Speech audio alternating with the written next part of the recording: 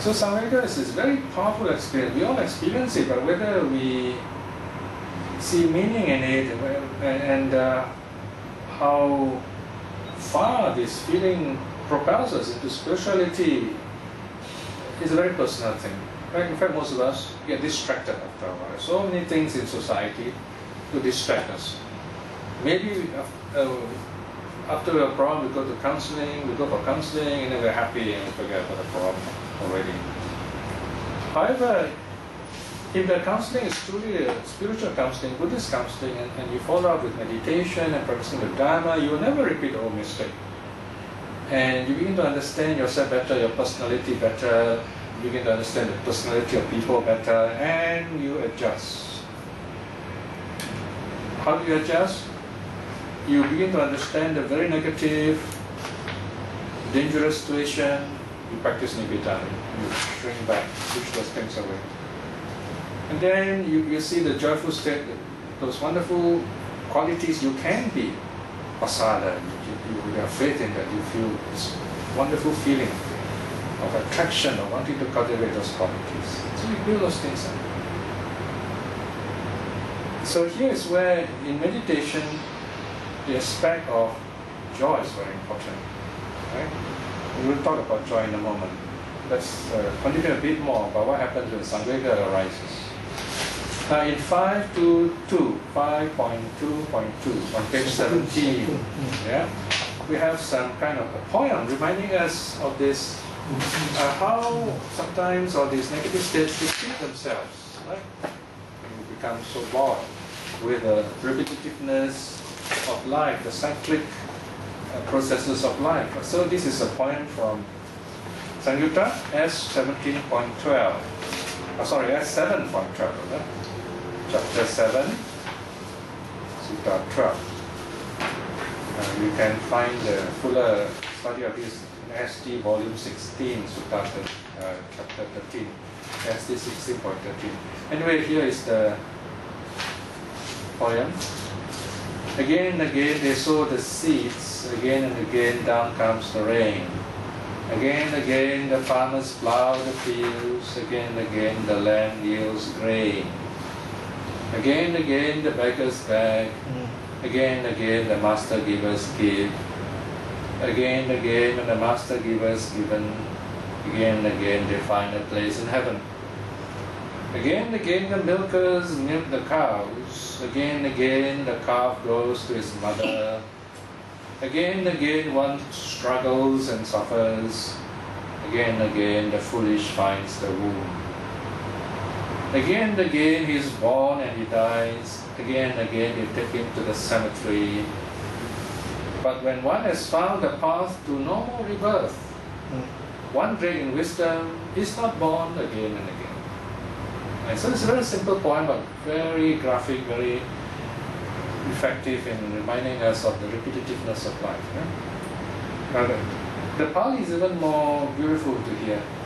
Punap punang chewa wapanti bijang, punap punang wasati deva raja, punap punang ketang kasanti kasaka, punap punang anyang upeti raktang, punap punang ya chaka ya chan ya chayanti, punap punang danta pati, punap punang dana pati dadanti, punap punang dana pati daditwa, punap punang sagang upeti thanang, punap punang kiranika duhanti, punap punang wacho upeti matarang, punap punang kilamati pandati cha, punap punang kapang upeti mando, punap punang jayati miyati cha, punap punang siwatikang haranti, magancha ladda anup Kabawaya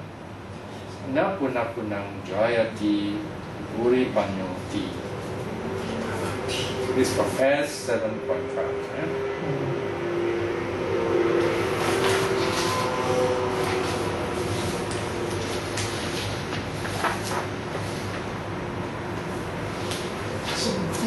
Right, so in other words, you find this cyclic line, the vertical leap, or you might say the sacred life of the modern monastic too.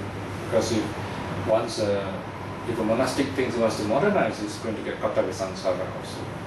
The idea of being a monastic is to live just the way the Buddha did in those days, so that you get out of this crowded world and you experience a spaciousness within.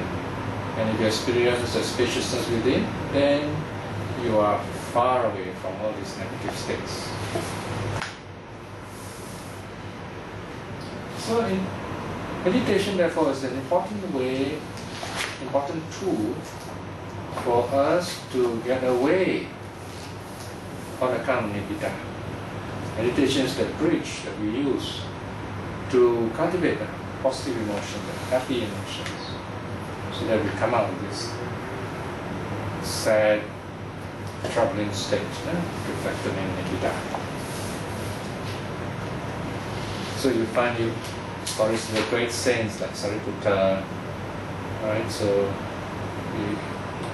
he too, when he saw he and Moggallana went to this hilltop festival, and suddenly although they hear all the music, they see all the dancing and the festival and everything, suddenly it came to them this shock, this unwavering, what's all this going on, And don't these people realize they all will die within 100 years, in a few more years in fact. So what's there to enjoy? Then from there, their faith arose in them, said, we must find a way out. And they went on to do that. Sariputta is famous for his reflection on the body. So here in Anuttara A9.11, you have this reflection by him, the Vutta Sutta. The section here is 6.1.4.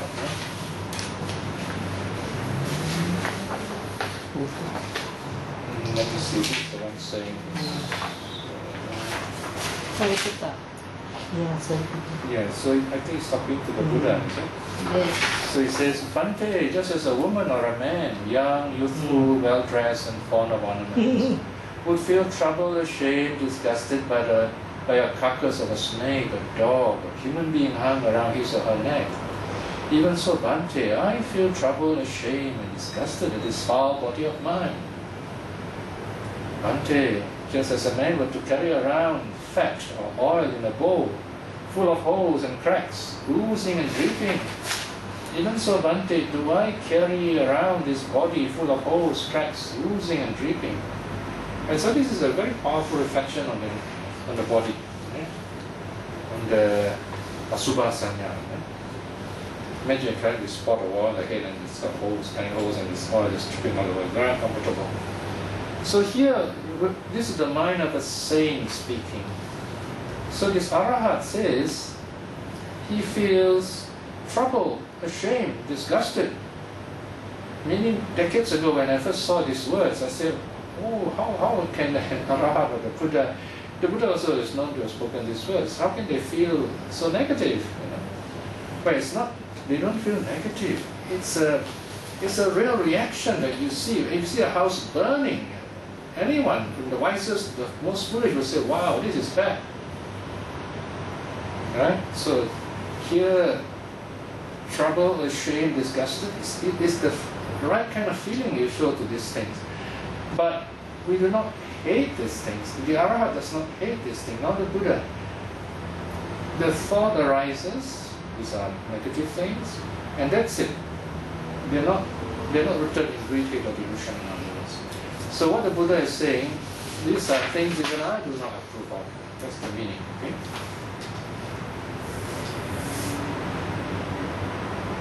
Then you have this another famous Arahat, Talaputta. Talaputta was this dance manager. We'll be studying reading about him later on. In fact, it's found in this book in a later chapter. The H. Talaputta Tera Gata. Let me read to you these verses 1093 to 1095. Here's the reflection on the body. Seeing by insight that this body is impermanent, a nest of destruction and disease, assailed by decay and death, When shall I dwell alone in the woods, free of fear? When will it be? When indeed will it be? Having seized the sharp sword of wisdom made, having cut the creeper of craving, creeping everywhere, breeder of fear, bringer of pain, when indeed will it be? So here we see Talaputta, having renounced the world, he says, he begins to notice the nature, the true nature of the body. So he says, wow, I would love to go for a solitary retreat in the forest and mountain, which are so peaceful. Nature has this wonderful peacefulness and spaciousness about it that makes it easier for us to practice. However, there is another Terigata here, Supa Terigata, where we see this lascivious young man, this young man full of desire. He sees nature in the wrong way. He sees nature like in the Hindi movies, for seducing a girl. So that's another thing we see, and then we find out how Supa, the non-Supa, actually embittered her, so to speak. That is lesson 7, Supa Terigata, in this volume, SD20.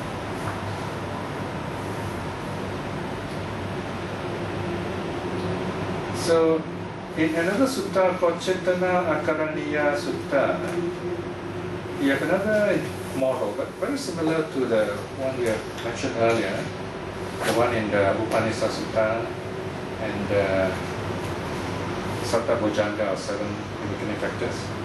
Here, Nibbida arises from seeing true reality. And so here is where the practitioner begins, where he is a person who keeps the precepts, beginning with moral virtue. So once you regularly keep the precepts, then you will naturally feel non-remorse. In other words, you feel calm and happy that you've kept the precept well. Of course, you've got to reflect on this constantly. So if you do this purely ritually and you don't think about it, you don't reflect on that, then it will not work. So when you reflect on keeping the precepts, for example, you come for sutta study, 1.5 hours, we all did not break any precept, or you went for retreat, you kept the precepts well, and you reflect and you feel non-remorse. Vipatisara. And you go on reflecting in this way, you are lighting a small fire, so to speak, in the total darkness. And you add fuel to it, this fire becomes brighter. It's called joy, pamudita. And this joy becomes bigger still, more powerful, become piti or zest. Your body and mind are happy. You have a tranquil body, pasadikaya. Then happiness arises, comfort of body and mind. And whenever you see in this kind of list, happiness, the next thing is mental concentration, samadhi. And samadhi leads to seeing true reality. Calm mind sees true reality. And when you see true reality, what do you see? You see the world as it is, and then you shrink back, nibbida. And with nibbida arises knowledge and vision of liberation.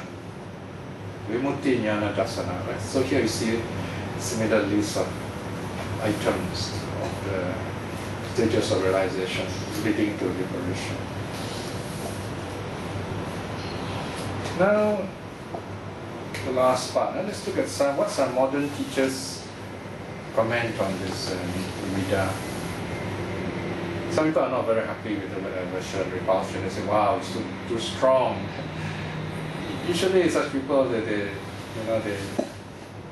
somehow they like to see things very nice and neat. So whereas Achancha once said, well, what's wrong with considering Nibbida as Nibbida? If you smell dung, smelly, right? You say nice words, still smelly. Right? So that tells us a lot, right? So this is where one of the forest monks, Santi, wrote in an email in the Pali Yahoo book. He says, although I don't think any of these passages, and there are more, actually use the word Nibbida, they obviously refer to a very powerful experience of disgust, revulsion, even aversion. So I think even disenchantment is too soft here.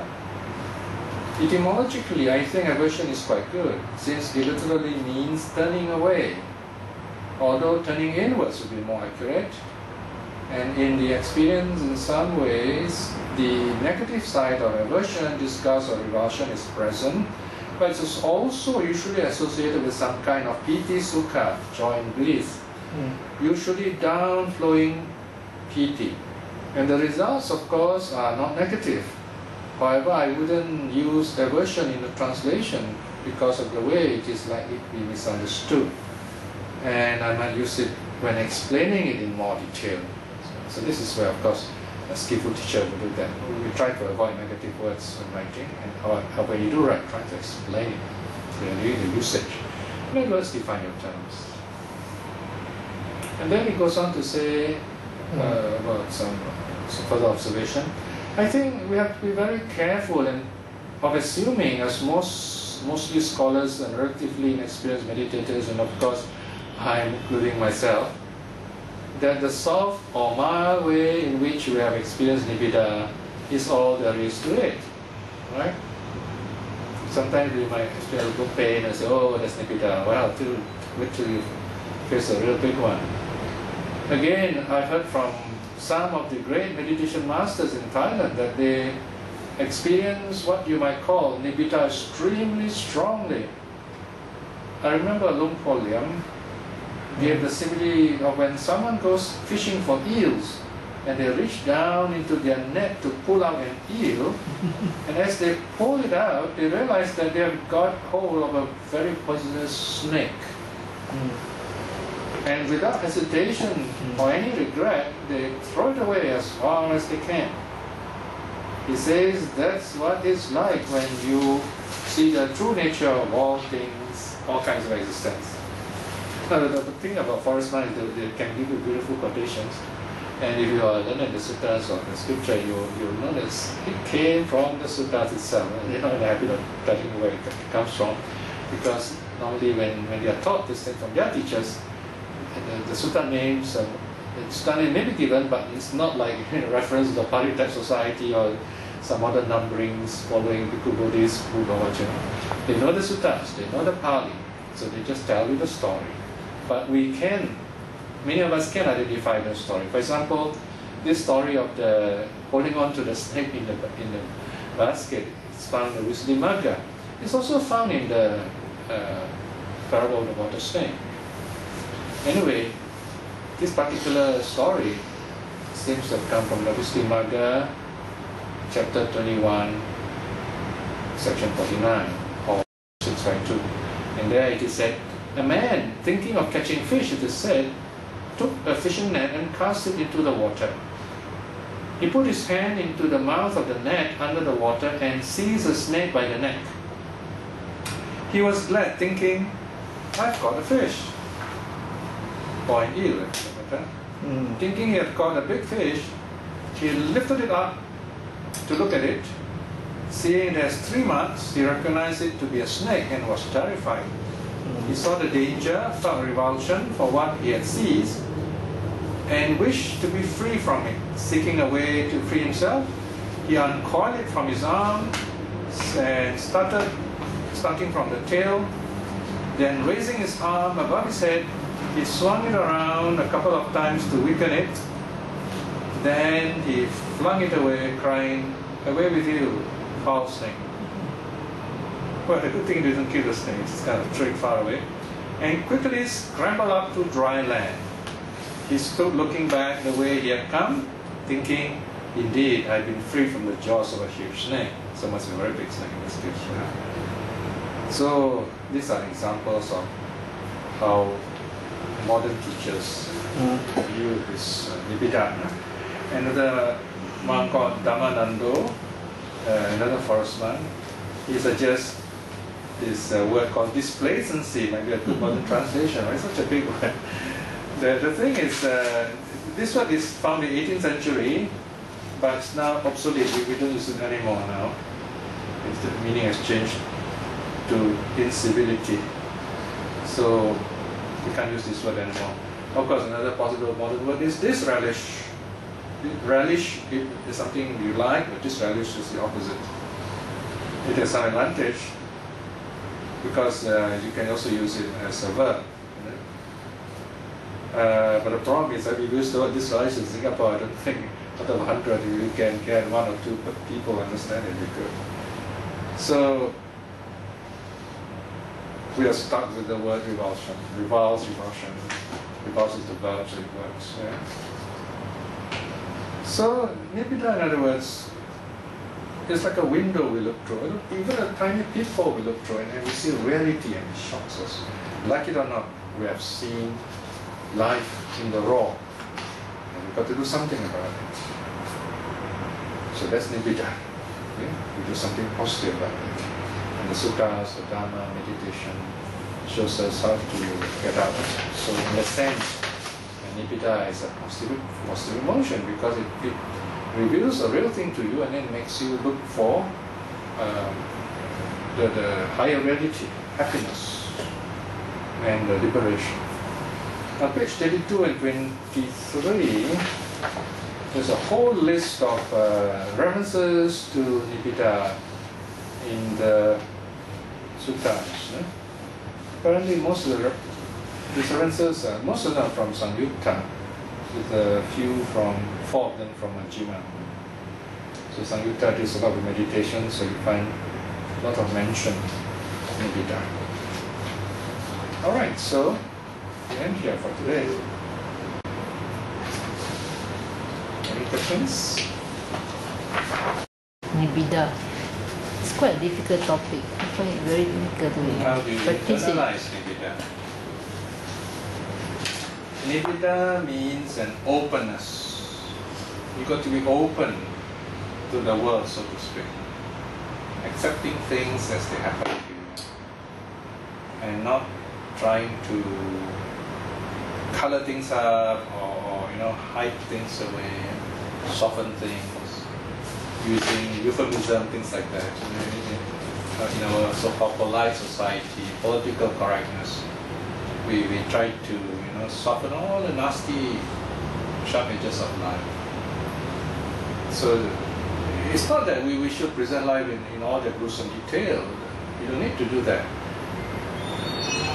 Even in our daily life, some of these events of our daily life, you can see a lot of unsatisfactoriness, pain, disappointment, difficulties.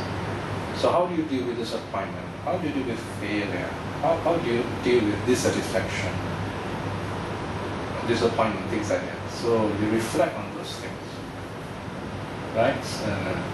So in a sense, it's a reflection on suffering, if you like, reflection on unsatisfactoriness.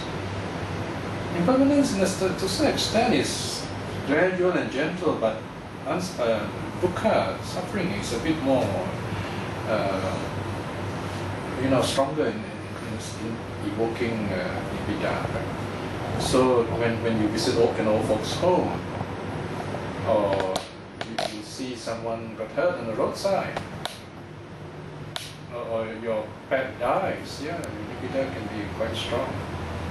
So that's when you turn inward and say, what is this feeling I'm experiencing? Maybe there are no words for it, but just feel it. And don't say anything, just feel it. Or you can ask some helping question, what is this feeling? And that kind of questioning will bring you the answers. Ask the right questions, you get the right answers. So in other words, you don't philosophize on it. You don't philosophize. And then you look at the suttas, and you may find the words there. And the suttas will become more meaningful, seen through the eyes of Nibbida. So this is where we educate ourselves gradually to this kind of experience. And then this experience deepens, brings wisdom as we remove the fear towards it. We begin to understand it, and then there is this joy because we understand it. And when the next time we experience, we see this object which evokes Nibbida, we are like Sariputta. Yes, we do feel, yeah, I'm not going to get involved with this anymore. At the same time, you have the peace inside. So that's what we're looking at. Okay. Any other questions?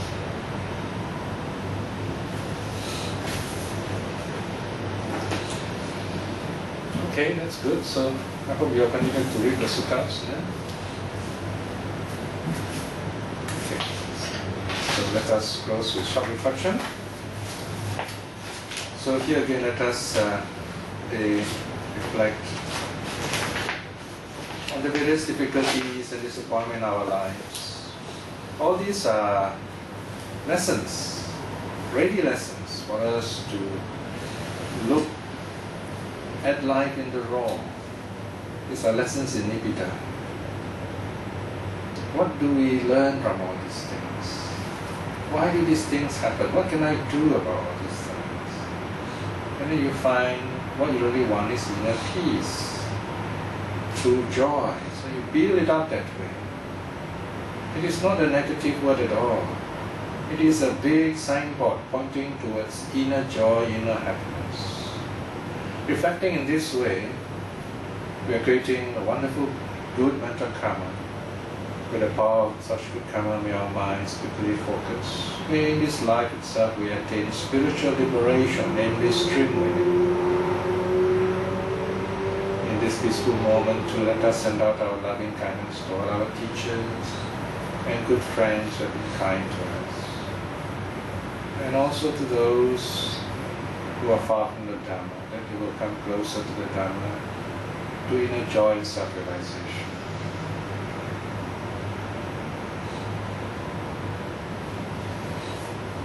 May all beings be well and happy. Sadhu, sadhu, sadhu.